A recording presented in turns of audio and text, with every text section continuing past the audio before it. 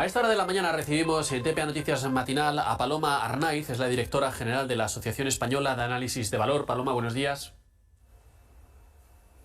Hola, muy buenos días. Bueno, contactamos con usted por una información. Dice, desciende la actividad de tasación un 11,72%. Son datos suyos. ¿Qué es lo que ha ocurrido? Bueno, lo que venimos apreciando en los últimos trimestres es un descenso en general de la actividad inmobiliaria, del volumen de transacciones inmobiliarias, aunque es verdad que seguimos en unos volúmenes que son razonablemente altos y conformes con la media de a lo mejor los últimos 5 o 6 años. Lo cierto es que sí que se ha vivido un escalón de bajada en el volumen de transacciones inmobiliarias respecto del pico que observamos después de que tuviera lugar la pandemia. En concreto, entendemos que esta bajada de las transacciones está especialmente motivada por la caída de la actividad en el sector hipotecario. De hecho, el descenso del volumen de tasaciones hipotecarias es superior a ese 11,78%, es de un 14,4%. ¿Por qué? Bueno, pues debido en mayor medida a la elevación de los tipos de interés o a la falta de certidumbre de cómo van a posicionarse los tipos de interés en el medio plazo, que ha hecho que una buena parte de la demanda no pueda acceder al crédito o esté esperando a un momento más propicio para acceder al crédito hipotecario, y por tanto ha hecho descender en general la actividad inmobiliaria y con ello la actividad de tasación y de tasación hipotecaria, que es la que llevan a cabo nuestros asociados, las sociedades de tasación homologadas por el Banco de España. Sí, bueno, yo la nota de prensa que tengo es del último trimestre de 2023. No sé si han podido ya hacer el cierre de todo el año, si tienen ya una comparativa con 2022, una comparativa anual. No tenemos todavía los datos a cierre del año 2023, pero sí que esperamos que más o menos se consolide una caída aproximada de eso, de entre el 10-12% para el conjunto de la actividad de tasación y seguramente en torno al 15% para la tasación hipotecaria. Pero ya digo que esto son expectativas porque todavía no tenemos cerrados los datos del último trimestre del año. La información que estamos manejando ahora es a cierre del tercer trimestre. ¿Tienen datos por comunidades autónomas? Los datos que tenemos por comunidades autónomas se refieren a los semestres, con lo cual del tercer trimestre no lo tenemos regionalizado, pero sí del todo lo que corresponde al primer semestre del año 2023, y en ese sentido, por ejemplo, Asturias comprobamos que mantiene, digamos, un peso estable en cuanto al volumen de tasaciones que representa respecto del total de España. Representa en torno al 1,8 o 1,9% del volumen total de tasaciones que realizan las sociedades de tasación, y ese volumen ha permanecido constante, es decir, su importancia no ha disminuido ni ha crecido respecto de periodos anteriores en el último semestre que pudimos comprobar, que es el primero del año 2023. Vamos, que estamos planos, digámoslo así.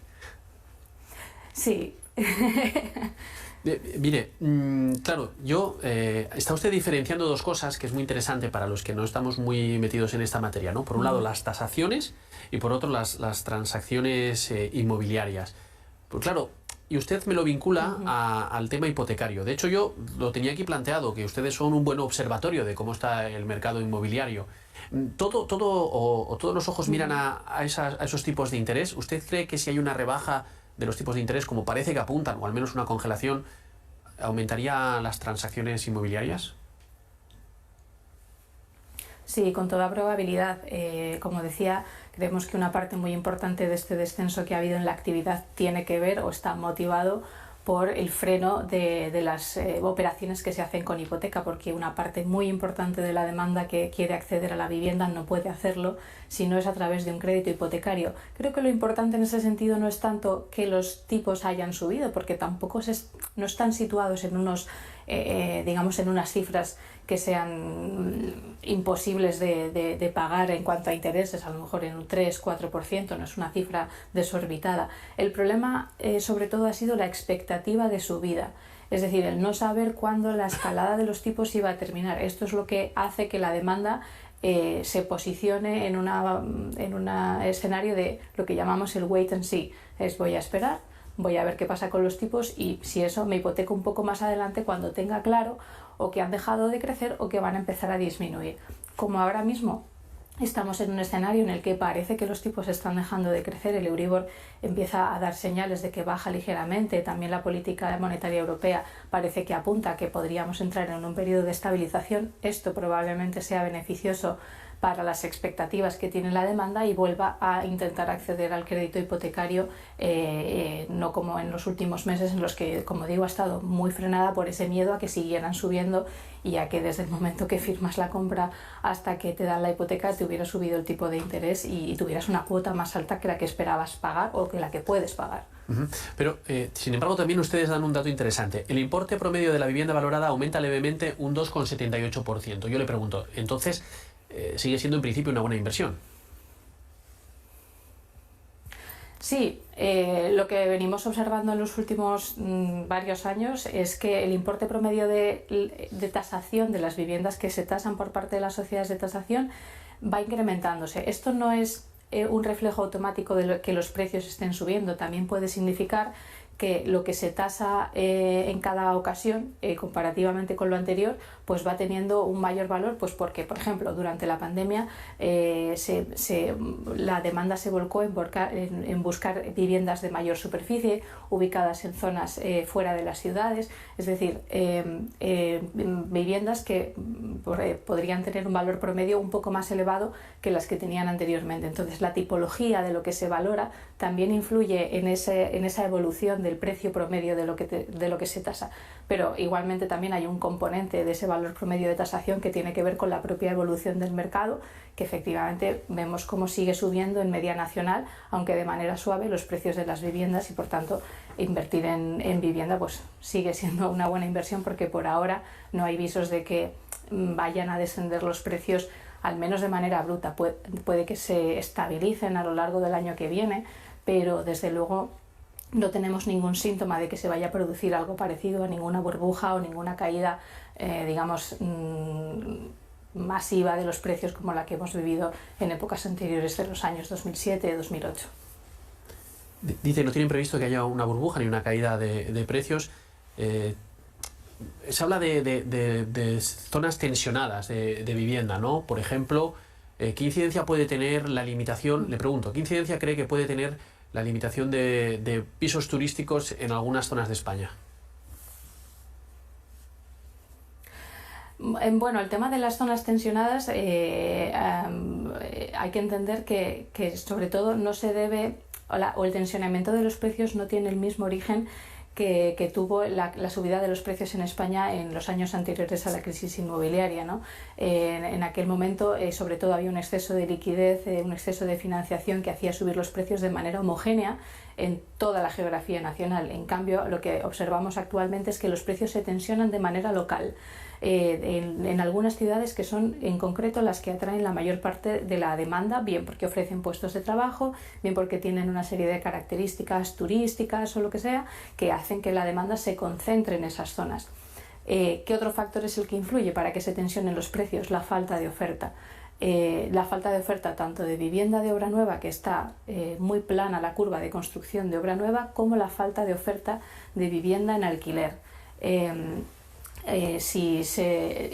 La limitación de la posibilidad de ofrecer pisos turísticos lo que puede hacer es o bien que esos pisos se retiren completamente del mercado del alquiler, o bien, que es lo que se pretende, que esos pisos vuelvan al alquiler de largo plazo, lo cual sería beneficioso para aumentar el volumen de oferta en esos mercados que se encuentran tensionados y dar la posibilidad a la demanda de esas ciudades para que pueda acceder a un piso de alquiler y por tanto se rebajen un poco las tensiones en las rentas y con ello también los precios de compra-venta, que también suben como consecuencia de esa falta de oferta. Mire, yo quería también hablar un poco de la Asociación Española de Análisis de Valor, que yo creo que para muchos es una desconocida.